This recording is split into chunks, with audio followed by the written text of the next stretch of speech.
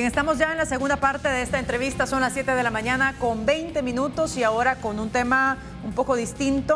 Nos acompañan en el estudio dos reconocidos analistas, Jorge Villacorta y Francisco Jovel, para hablar, entre otras cosas, sobre este acuerdo de asilo que ha establecido El Salvador con Estados Unidos y las diferentes reacciones que hasta el momento se han conocido sobre este documento que no ha sido público y que vale la pena analizar sobre las condiciones que tiene nuestro país de inseguridad y económicas para poder otorgar asilo a otras personas de la región centroamericana, cuando somos un país que cada día pues se van centenas de personas hacia Estados Unidos para poder tener una condición distinta, una vida mejor. Les doy la bienvenida. ¿Cómo está, Jorge? Pues todo muy bien, es un gusto encontrarla aquí después de años en otro canal, pero es un gusto estar con ustedes. Muchas gracias. Y con Francisco. Francisco, ¿cómo está? Bienvenido. Muy bien, mucho gusto, y me encanta también que estés de nuevo en la televisión como una continuidad de tu carrera. Muchas gracias. A ver, antes de entrar de lleno a este tema del pacto de asilo entre Estados Unidos y El Salvador, me gustaría conocer su reacción sobre la primera entrevista que tenía yo esta mañana con el embajador de la Unión Europea y la denuncia que se conoció por parte del presidente Nayib Bukele sobre que el expresidente Mauricio Funes en el año 2011 desvió fondos de la cooperación de la Unión Europea. Hablamos de 2.7 millones de dólares para otras áreas, como por ejemplo la partida de gastos reservados. ¿Cómo ven ustedes? ¿Qué lectura hacen sobre este desvío que podría estar incluido también en estos 351 millones de dólares que señala la Fiscalía que se desviaron de la partida secreta? Bueno, todo desvío de fondos significa un delito, porque estoy utilizando recursos orientados para una cosa y pasándolos para otra. Alguien puede decir, sí, mire, pero usted iba a comprar con este dinero bolígrafos, pero resultó mejor comprar lápices. Puede parecer que no es problema, pero ¿cómo no? Porque no se puede en el Estado hacer uso de fondos para distinta orientación de los que la ley de presupuesto, es una ley, le establece y las condiciones le establece. Eso se llama malversación, que es distinto al robo. ¿Me explico? Porque malversar, mal usar, no quiere decir que te apropiaste. En este caso, lo que según se nos ha informado, lo que hemos escuchado en los medios, es que fondos que la Unión Europea dio a El Salvador como donación para ciertas actividades fueron desviados y llevados como un montón de fondos más pues a la cuenta de la partida secreta o los fondos de CAPRES que no eran auditados correctamente y por consiguiente pudieron ocuparse para cualquier cosa. ¿En qué se ocuparon? Eso será proceso seguramente de investigación, pero haber hecho eso significó quedar muy mal con la Unión Europea. Entiendo que se suspendieron desembolsos de cooperación.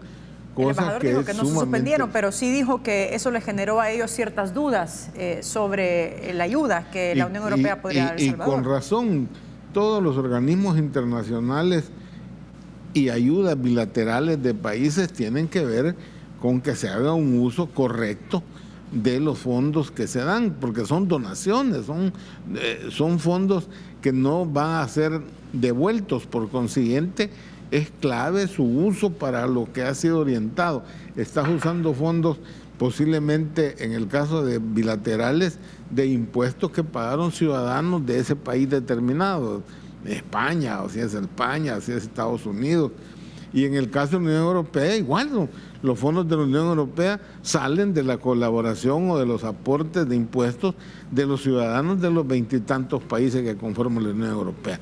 Bajo ese punto de vista, no hay ninguna duda que es parte seguramente de las cosas que tiene que responder el expresidente Funes, donde son situaciones de delitos que seguramente tendrán que ser probados en la Fiscalía, y se comenta incluso ahora que el secretario privado Cáceres haya venido y se haya presentado ante un tribunal es porque seguramente se dice, será testigo criteriado y algunas cosas irá a decir.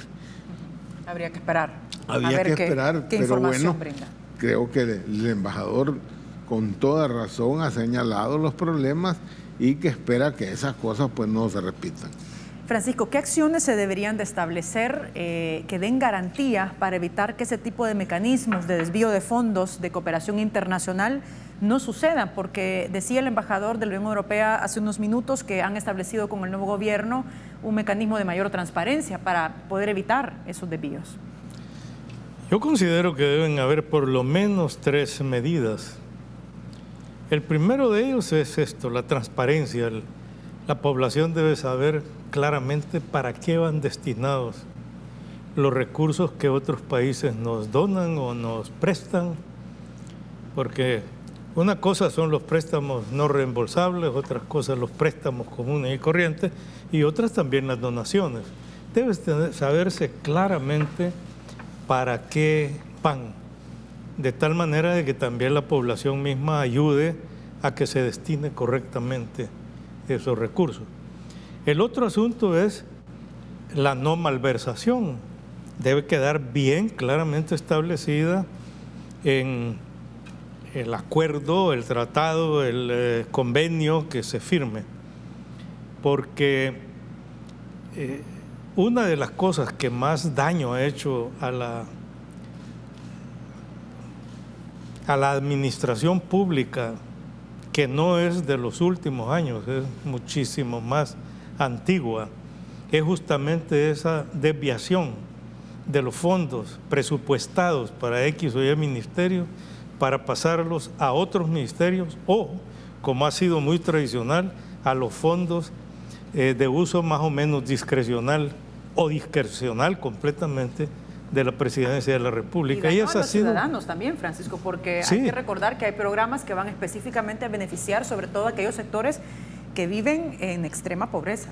Bueno, y otros, por ejemplo, aquí podemos recordar qué pasó con los 10 millones de Paco Flores que iban destinados claramente a ciertos beneficios de la población y que se desviaron a un partido político, que todavía está eso por verse en qué termina. Lo mismo en el caso, por ejemplo, del gobierno de Mauricio Funes, que parece ser que ahí hubo una especie de abuso desmedido del asunto, que habrá que probarse, como bien se puede decir en esa derivación, qué cosas se derivaron para propósitos concretos que debió haberse transparentado y qué cosas para desvíos que no tienen ninguna, primero, justificación y segundo, para beneficios, qué sé yo, de personales o familiares o de un determinado grupo sector político.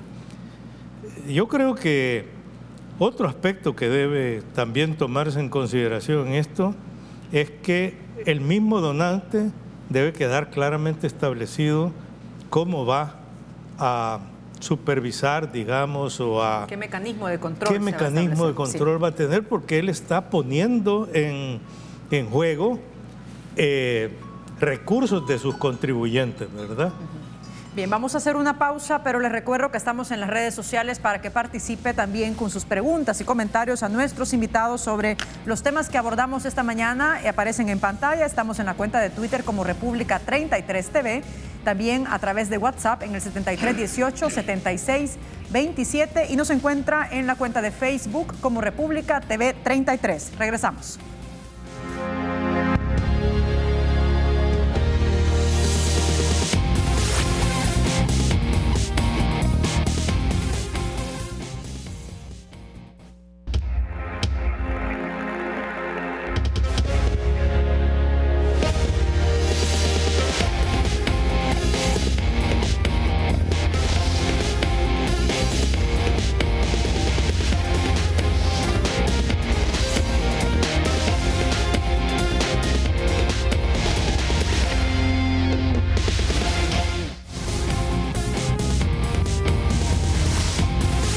Continuamos en la entrevista a los analistas Francisco Jovel y Jorge Villacorta hablando sobre el pacto de asilo que firmó El Salvador hace algunos días con Estados Unidos, un convenio, un proyecto que ha generado diferentes reacciones y que ya lo decía la canciller Alexandra Gil, que no se trata de un acuerdo de país seguro como ha sido firmado con Guatemala y México, sino que es un acuerdo distinto, lo decía la canciller. Antes de conocer su valoración, me gustaría que viéramos unas declaraciones de Benjamín Cuellar, exdirector del IDUCA, y también de los diputados Norman Quijano y Numan Salgado sobre este tema. Adelante.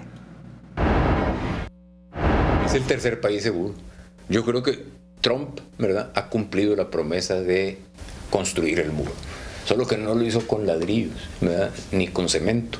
Lo hizo con presidentes que le agachan la cabeza, ¿verdad?, y no piensan en su connacional, sino que piensan en quedar bien con el señor inquilino de la Casa Blanca, ¿verdad? Es el Salvador se ha convertido entonces en el tercer país seguro.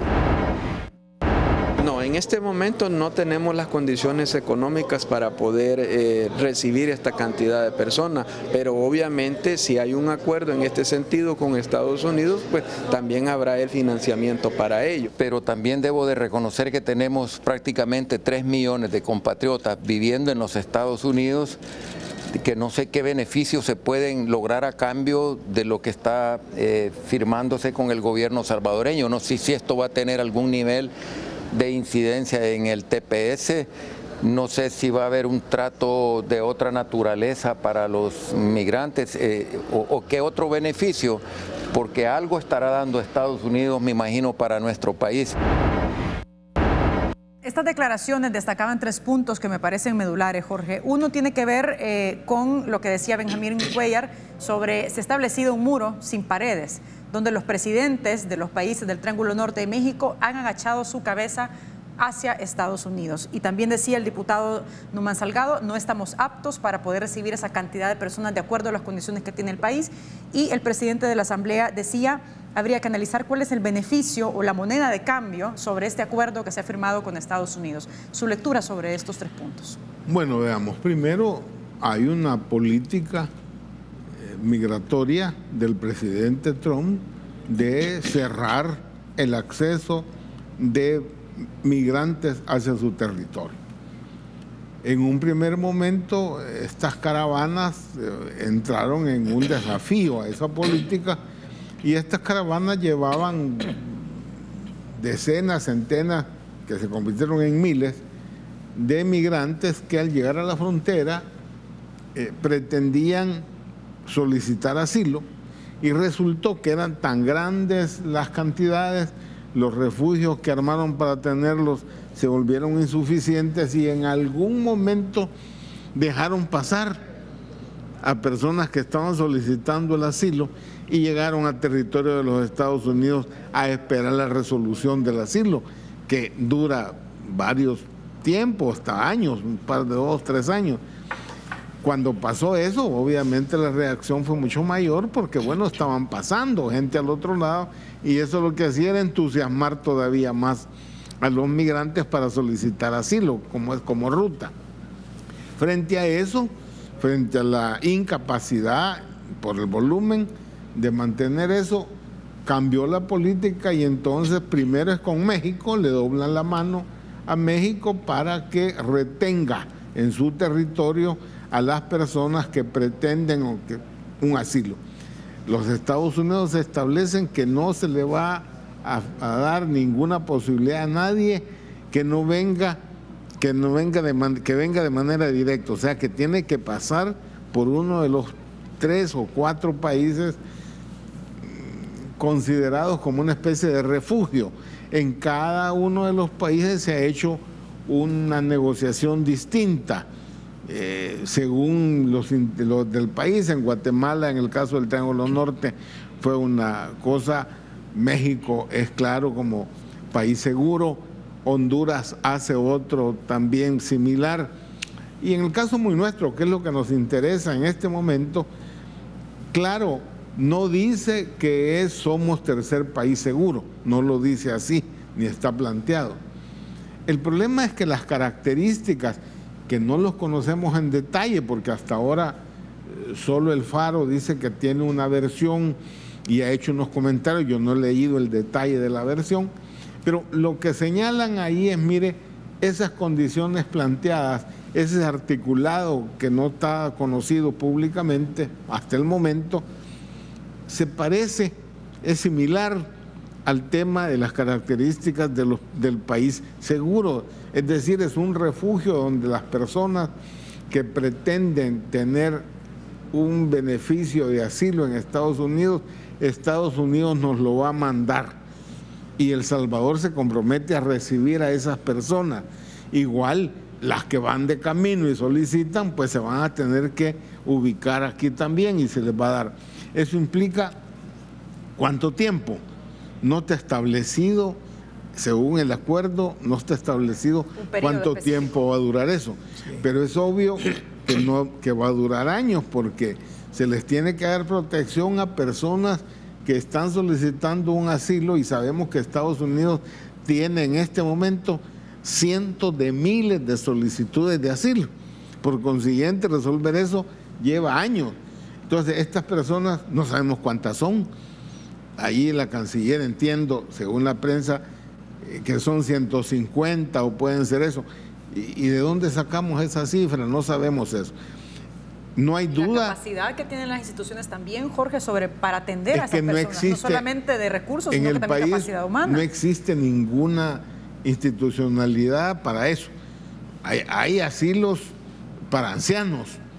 Se supone que los recursos, primera cosa, los Estados Unidos tendrían que dar los recursos al país, porque ¿de dónde vamos a sacar plata para hacer eso en nuestras condiciones financieras del Estado?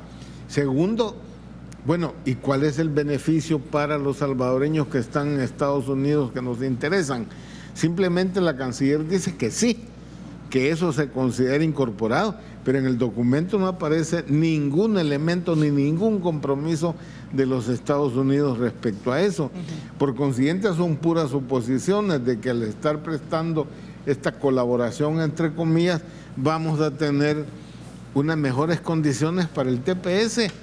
Y que conste, TPS son como 250,000 personas, y el resto de los 3 millones que están ahí, esto va a significar entonces una nueva legislación en los Estados Unidos para el tema migratorio. Todo eso no lo sabemos cuál es el beneficio, no sabemos si van a poner recursos o no. Lo que sabemos es que si camina como pato, se mueve como pato, canta como pato, es pato. Por consiguiente, las características del documento es de país seguro. A ver, me gustaría que leyéramos algunos puntos que destaca en una publicación el diario de hoy de lo que establece este acuerdo que firmó nuestro país con Estados Unidos. Dice, en el punto número 1, Francisco, El Salvador se comprometió a recibir a personas que hubieran solicitado asilo al país del norte y no las podrá enviar a otra nación hasta que se resuelva la solicitud migratoria. Punto 2, solo Estados Unidos tiene la potestad para resolver sobre las solicitudes de asilo cuando la persona sea un menor de edad sin acompañamiento o haya arribado al territorio de aquel país. Vamos con más elementos que contiene este acuerdo. Dice, acuerdo no aplica a los salvadoreños. Según el contenido del documento firmado, un compatriota que llegue a los Estados Unidos y pida asilo no será devuelto a El Salvador, pero podría ser enviado a otra nación calificada como tercer país seguro. 4. El gobierno de Estados Unidos se compromete a fortalecer las capacidades institucionales de El Salvador, tal como ya se hizo con la patrulla fronteriza. Vamos con el acuerdo 5. Los firmantes convienen que ambos países pueden intercambiar la información que sea necesaria para implementar de manera efectiva este acuerdo. Asimismo, fija la obligación de establecer procedimientos operativos estandarizados para la transferencia de personas solicitantes de asilo a El Salvador. Y el punto 6 dice, el acuerdo también contempla que El Salvador debe disponer de un procedimiento para resolver el abandono de las solicitudes de asilo de las personas transferidas en el marco del convenio. El que abandone, ¿qué va a hacer con él? ¿Qué se va a hacer esa gente? Y aquel que le digan que no, ¿qué va a pasar con él? ¿Cuál es la responsabilidad del Salvador? ¿Van a deportar hacia su país de origen o qué? Sobre esos puntos que estábamos leyendo, Francisco, ¿cuál es su valoración sobre lo que ha firmado nuestro país con la nación norteamericana y que podría ser similar a los convenios establecidos en Guatemala y en México? Bueno, en primer lugar, yo creo que se está filtrando, como se suele decir, el contenido del documento, cuando el deber es que lo hagan público. De hecho, es una cosa que cualquier salvadoreño puede solicitar la información correspondiente y que se lo brinden completo. Pero además, el gobierno y particularmente la Cancillería debe explicar también el alcance de cada uno de los puntos. Yo creo que para eso, por ejemplo, pueden hacerse 1000 cosas, desde conferencias de prensa hasta también mesas redondas en donde la Cancillería junto con determinadas personalidades expliquen a cabalidad por qué razón. Porque este es un problema gravísimo para el Triángulo Norte, no es solo un problema ocasional y de los salvadoreños. ¿Qué implicaciones tendría para el Triángulo Norte? Pero vamos a hacer una pausa, Francisco, y regresamos enseguida con más de esta entrevista. Son las 7 de la mañana con 45 minutos, no nos cambie.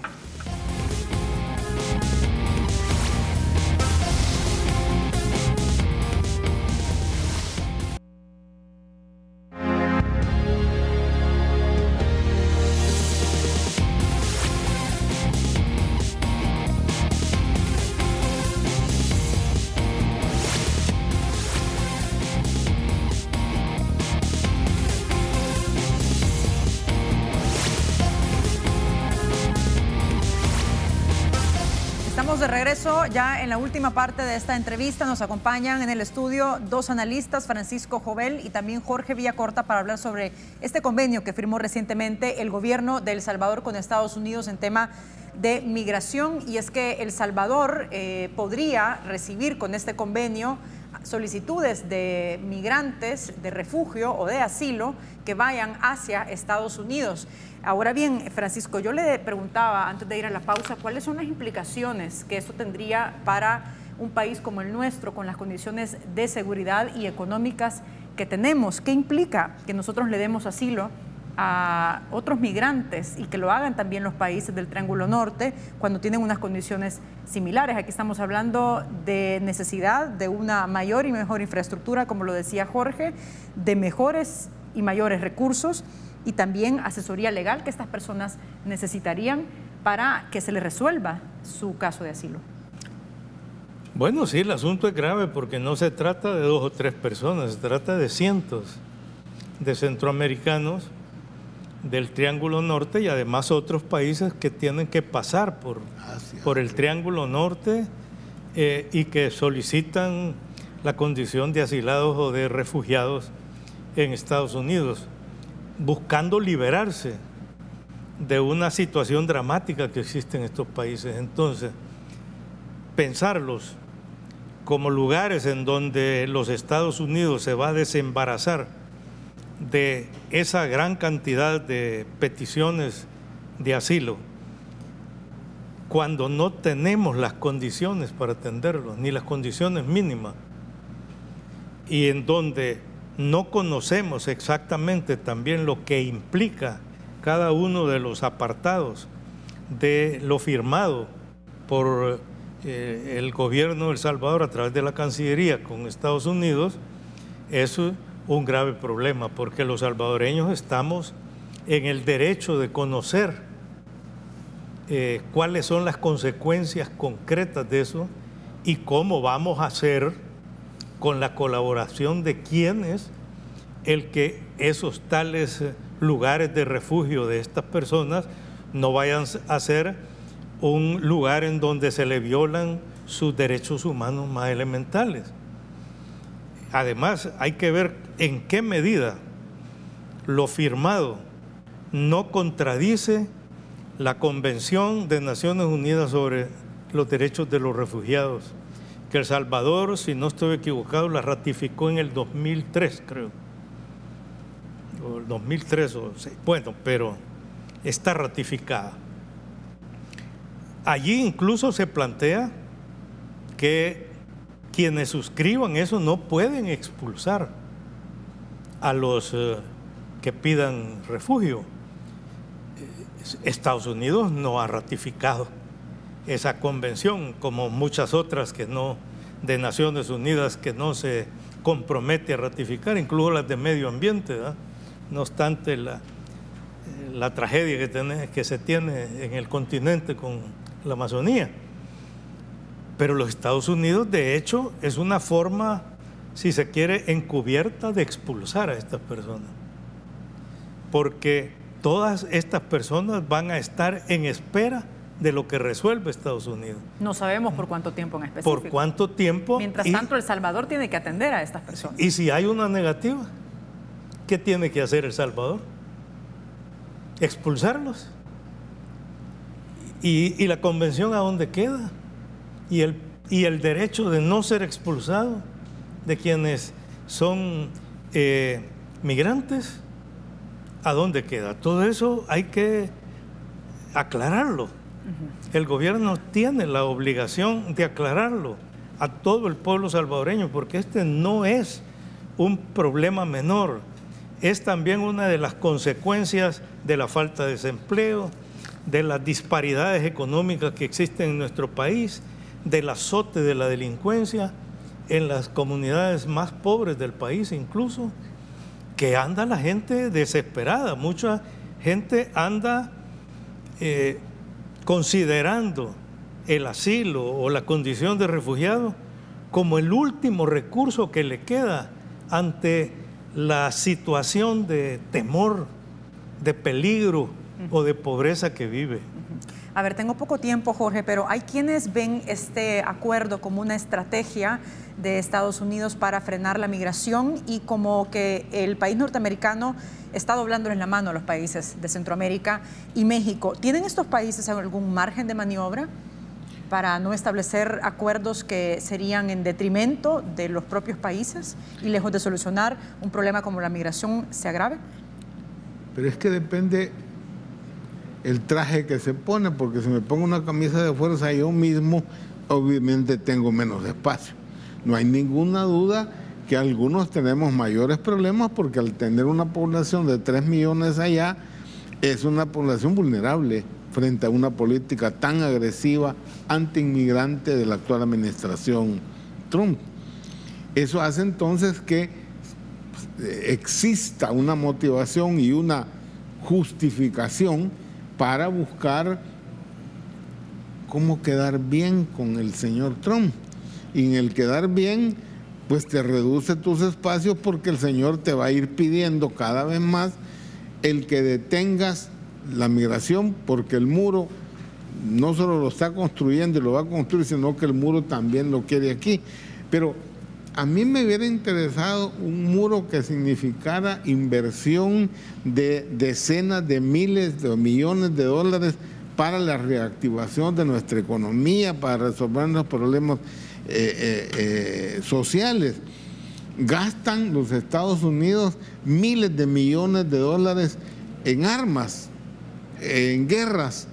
Hombre, ese muro, en lugar de gastar ese montón de millones, de miles de millones de dólares, ¿por qué no construir un muro aquí sí, pero de beneficio, de trabajo, de inversión, que la gente se va, no porque le guste irse, ni porque no le guste su país? Aquí no hay ninguna duda que mientras no tengamos una completa información, mientras la Asamblea Legislativa no cumpla con su tarea y su obligación, que es llamar a la canciller, a las la Asamblea autoridades, sobre este tema. Lo tiene que hacer. Me parece que los ha llamado, no pudieron estar porque está la canciller y el ministro de Seguridad están en Estados Unidos para la reunión de Naciones Unidas que se realiza hoy, pero, hombre, creo que tienen la obligación de asistir y si no, pues tendrá la Asamblea que ir más allá, como porque esto es un problema, tal como dice Francisco, de interés nacional. Eso justifica pues simplemente llamar a la canciller al pleno legislativo, como además la otra cosa, esta gente va a estar en qué condición, van a estar encerrados, van a estar encarcelados, van a violarle el derecho a la libre circulación que tiene todo migrante. Todos esos detalles tienen que ser conocidos por la población, incluso para para aplaudirle los que quieran aplaudirle o para oponerse los que con justa razón tengan. Bien, hemos llegado ya al final de la entrevista. Tanto problema económico social nuestro con sectores tan empobrecidos que tienen que huir, ¿qué va a pasar si les das beneficios que parezcan exagerados en comparación a nuestras condiciones? Vamos a seguir abordando ese tema más adelante. Muchas gracias, Jorge. Gracias, Francisco, por habernos acompañado. Con esto cerramos. Fuerte abrazo. Será hasta mañana.